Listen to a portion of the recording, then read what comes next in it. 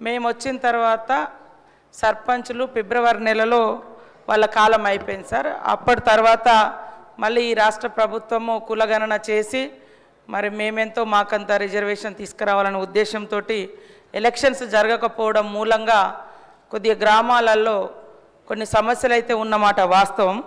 అయితే ఈ వచ్చినటువంటి పెండింగ్ బిల్లులన్నీ కూడా గత ప్రభుత్వం నుంచి బీఆర్ఎస్ ప్రభుత్వం మాకు వారసత్వంగా ఇచ్చినటువంటి పెండింగ్ బిల్లులు. అయితే ఇవి లాస్ట్ ఏదో 1-2 ఇయర్స్ నుంచి కాదు సార్, 2014 నుంచి కూడా ఇట్లనే వస్తూ వచ్చింది. పెండింగ్ బిల్స్ నా దగ్గర ఉన్నాయి, కావాలంటే వాళ్ళకి ఆ స్టేట్మెంట్స్ కూడా ఇవ్వడం జరుగుతుంది అధ్యక్ష. అదేవిధంగా అధ్యక్ష వీరి హయాంలో ఇప్పుడు ఆర్థిక శాఖ మంత్రి గారు ఆ రోజు హరీష్ రావు గారే ఉన్నారు. వారు ఇంత బాధపడుతున్నారు. మీ చేతిలో ఉండి ఇట్లా ఒక సంతకం పెట్టించుంటే ఆ రోజు అన్నీ క్లియర్ అయ్యేటి. మేము వచ్చినాక సర్పంచ్లో లేరు, సర్పంచ్ల బిల్లులు మా దగ్గర పెండింగ్ లేవు. అయినా కూడా సార్ మా ప్రభుత్వంలో మరి ఇప్పటి వరకు జీపీల కోసం 740 కోట్ల రూపాయలను ఇవ్వడం జరిగింది. ఉపాధి హామీ కింద కూడా గతంలో జరిగినటువంటి పనులలో 450 కోట్లు రిలీజ్ చేసినాం. ఇంకా కొంత పెండింగ్ ఉన్నది వాస్తవం. కాకపోతే వీళ్ళ హయాంలో చేసిన వాళ్ళందరి దాదాపుగా ఎన్ఆర్ఈ చేసి మేము కూడా క్లియర్ చేయడం జరిగింది సార్. రాష్ట్రంలో మీరు చూస్తే అధ్యక్ష, బడా కాంట్రాక్టర్లకు మాత్రం బిల్లులు వస్తున్నాయి. చిన్న కాంట్రాక్టర్లకు ఇప్పుడు ఒక సంవత్సర కాలం నుంచి 691 కోట్ల రూపాయలు ఇవ్వకుండా సర్పంచులను ఎంపీటీసీలను ఈ కాంగ్రెస్ ప్రభుత్వం గోసపుచ్చుకుంటా ఉంది అధ్యక్ష. చివరికి ఆ సర్పంచులు ఎంపీటీసీలు గవర్నర్ గారిని కలిసి మొరబెట్టుకున్నారు, మంత్రుల్ని కలిసి మొరబెట్టుకున్నారు. చలో అసెంబ్లీ కార్యక్రమానికి వస్తే వాళ్ళను అరెస్ట్ చేసి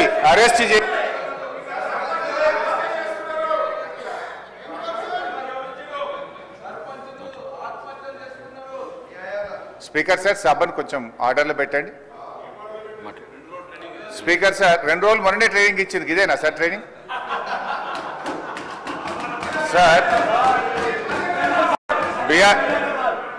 అధ్యక్ష, బీఆర్ఎస్ పాలనలో తెలంగాణ పల్లెలు అద్భుతంగా కేసీఆర్ గారి నాయకత్వంలో తీర్చిదిద్దబడ్డాయి.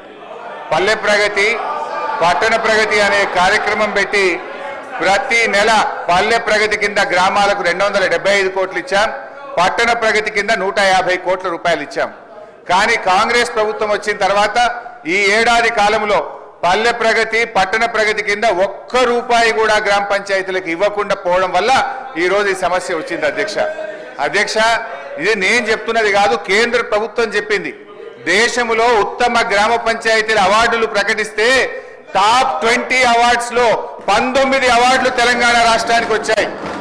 20లో 19 తెలంగాణకు తెచ్చిన ఘనత కేసీఆర్ గారిది, బీఆర్ఎస్ ప్రభుత్వాన్ని.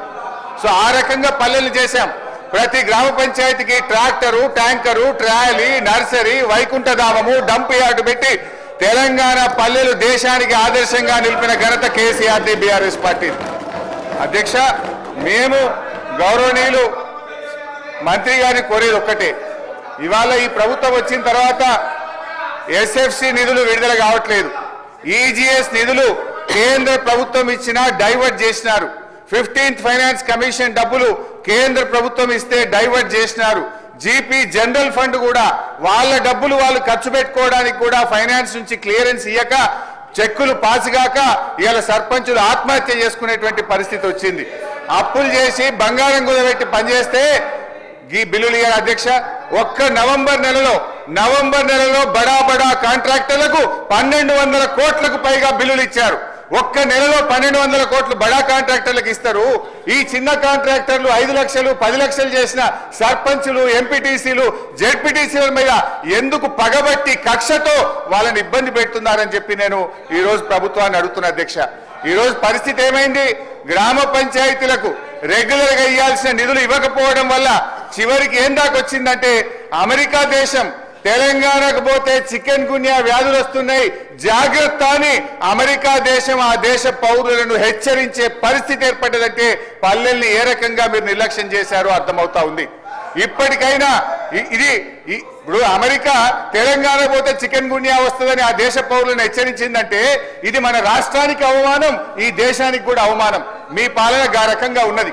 సో దయచేసి మేము కోరేది ఒక్కటే అధ్యక్ష, వీళ్ళు బిల్లులే కాదు అధ్యక్ష, ఎంపీటీసీలు, సర్పంచులు, జెడ్పీటీసీలు దిగిపోయి 9 నెలలైంది, ఇంకా వాళ్ళ జీతాలు కూడా పెండింగ్లు ఉన్నాయి. 1వ తారీఖు జీతం ఇస్తామని చెప్తారు. జెడ్పీ చైర్మన్లకు, జెడ్పీటీసీలకు, ఎంపీటీసీలకు దిగిపోయి 9 నెలలైనా 3 నెలల జీతాలు పెండింగ్ ఉన్నాయి అధ్యక్ష. ఆ జీతాలు ఇయరైతే పనిచేసిన దానికి బిల్లులు ఇయరైతే వాళ్ళు మిత్తిలు కట్టలేక, అప్పులు కట్టలేక ఇవాళ చాలా బాధల్లో ఉన్నారు.